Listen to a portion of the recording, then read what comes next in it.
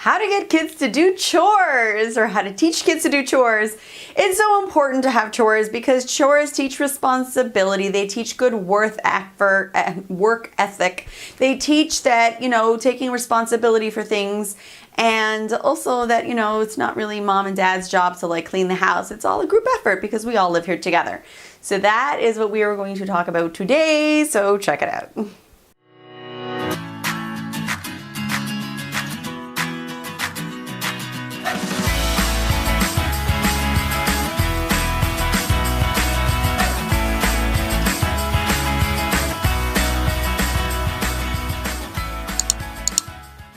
Chores. How to get your kids to do chores.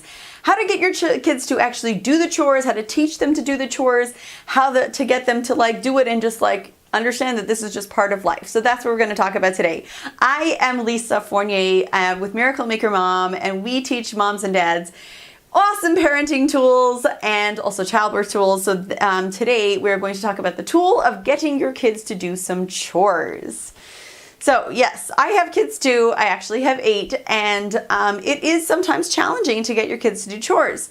So I'm not telling you that this is going to be an instant overnight success, because nothing like that that's worth, and nothing worthwhile in life is like that, but this is a good start.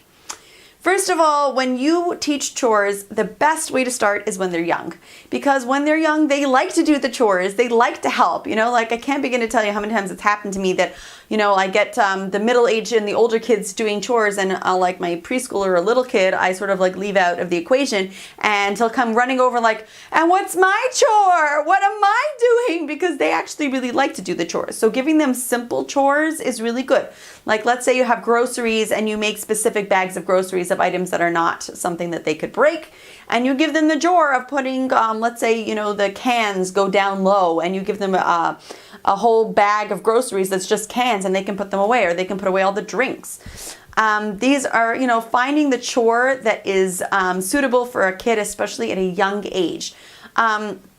There are so many things that kids can do at a young age, whether it's emptying the dishwasher for pots that go down low, or it's sweeping, as long as they're not going to smash the broom into someone's head. There are so many different things that little kids can do. I highly suggest giving them to do.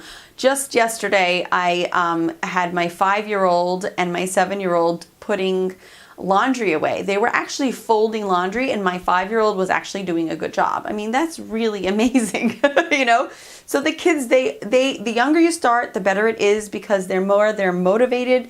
The less they've gotten into this feeling of well, I don't have to do anything because, I'm, mom and dad do everything, or older sister, older brother. So that's number one, start young. The second thing I want to say is to make the chore chart really easy. What I mean by that is, if you have this really complicated chore chart that there's a few siblings, and every single day you rotate, and then on the weekends there's something else and there's a different chart, it's going to get too complicated. And trust me, I've tried this so many times. It gets too complicated, and the kids can't remember whose turn it is, and I did it last time, but okay, maybe it's my turn, but you didn't actually do it when it was your turn, so then I have double to do, and it gets really, really complicated. So make something that is really simple and straightforward. If you're going to rotate jobs, then don't rotate them every day. Rotate them maybe once a week, or once a month is even better, so that the kid can get used to their job, and they know that it's their job every single day. And if they didn't do it yesterday, they know it's only them that's going to have to do double tomorrow. And making the chore chart really easy and something that's just doable, that is a really good, important success. Just on that note, I have to say that this year, I think for the first time, I've made that chores don't rotate. I've always, and it's worked in the past too, where chores rotate every month. And that's worked many times. But this year, I just decided that there's no rotating. Everybody has a set job for the year. And it's actually working really well. My older kids have, more responsible jobs, and the younger kids have easier jobs. And everybody just knows that that's their job. And figuring out who does what was a little tricky at the beginning. But that actually brings me into the next point.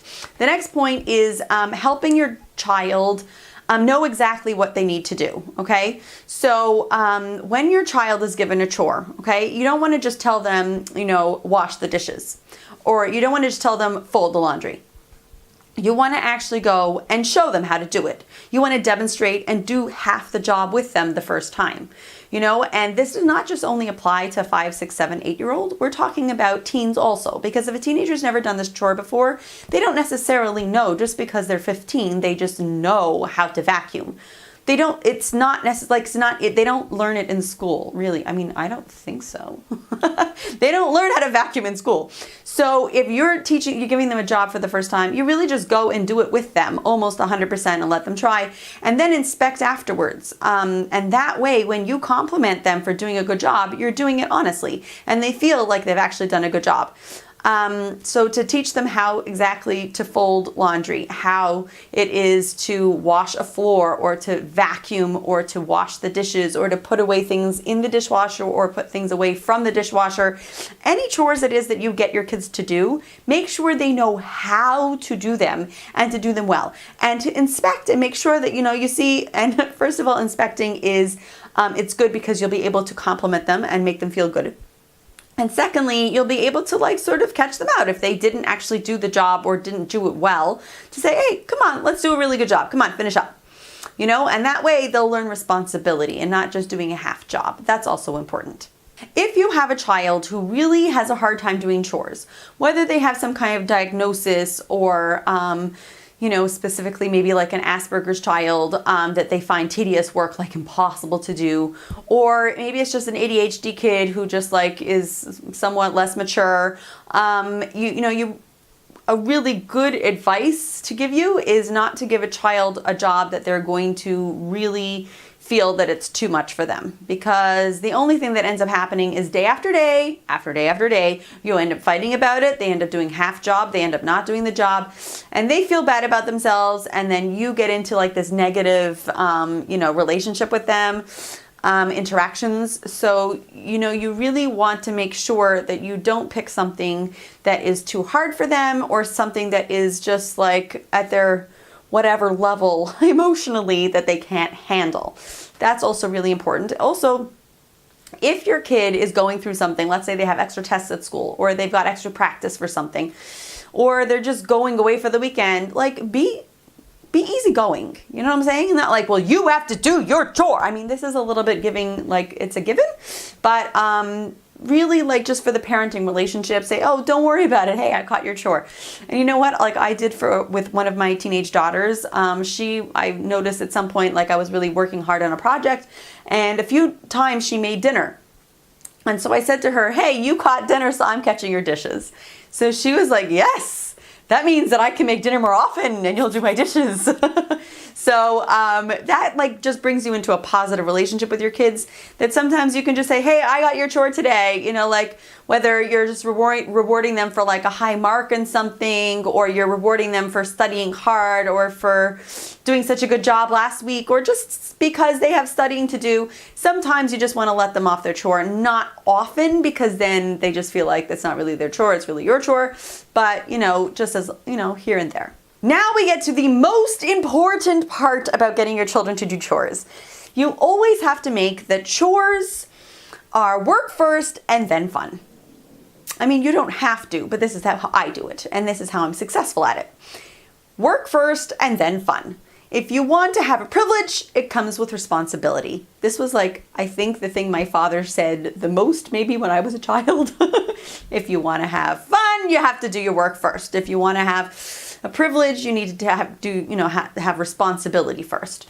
So the idea of when they're done their chores, then they can go do something more enjoyable, right? So you can do this even with homework, and it doesn't have to be specifically a chore in the house. It could be something that they need to get done. Whenever you've got work first, there's going to be something more enjoyable. Or let's say you put the little kids to bed, and the teenagers finishing up the dishes or something. You could say, oh, come on, finish up those dishes so we can go out for that walk together, or that we can sit down and read that story together, or that we can play that game together. Or if you can do it the other way around. If your kids come to you and they're like, can we watch this show? Can we look on our iPad? Can we do this fun thing? Can you play a game with me? I always make sure that they have cleaned their room for us, done their chore, done their homework. Like, make sure that, the fun always comes after having done their work.